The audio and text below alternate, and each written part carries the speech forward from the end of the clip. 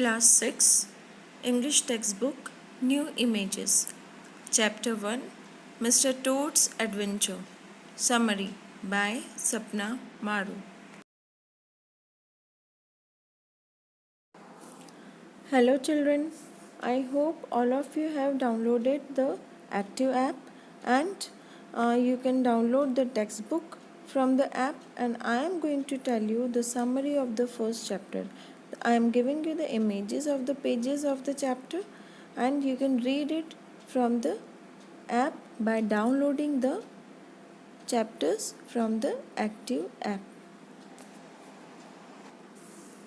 So children, Mr. Toad's Adventure is written by the Scottish writer Kenneth Grahame. It is a part of his famous work The Wind and the Willows. This story tells us about the consequences of doing something without thinking about it.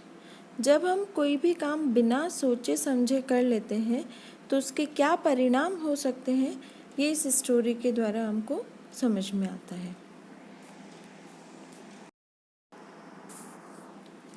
In this story, the name of the main character is Mr. Toad.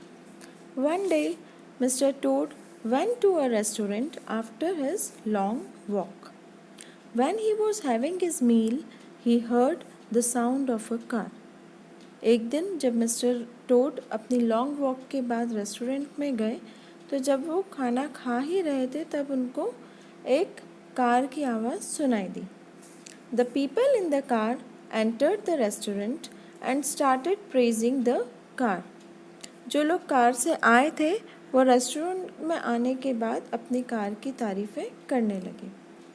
By listening to the praisings, Mr. Toad could not stop himself and went near the car in the parking area of the restaurant.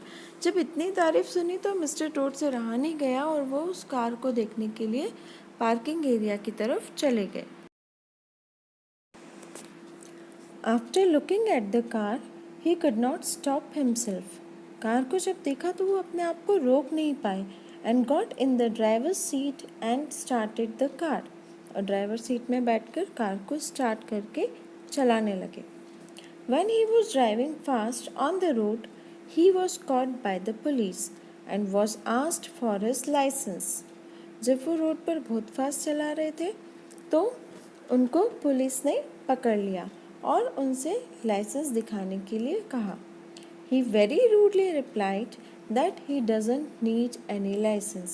तो उन्होंने बहुत rudely reply किया कि उनको किसी licence की ज़रूरत नहीं है. He was taken to the court of law by the police. The charges on him were stealing a car, driving dangerously and cheeking the police, that is talking with disrespect.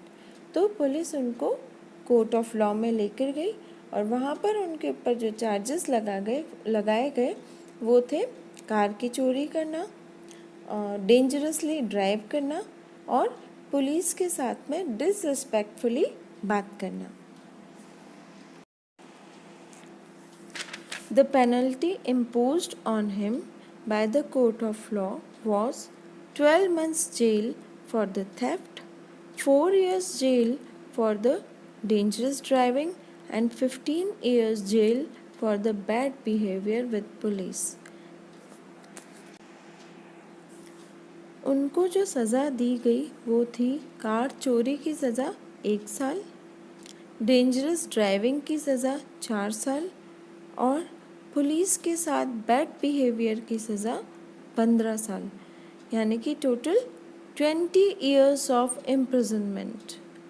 He was handed over to the jailer and kept as a prisoner in the remote prison for 20 years.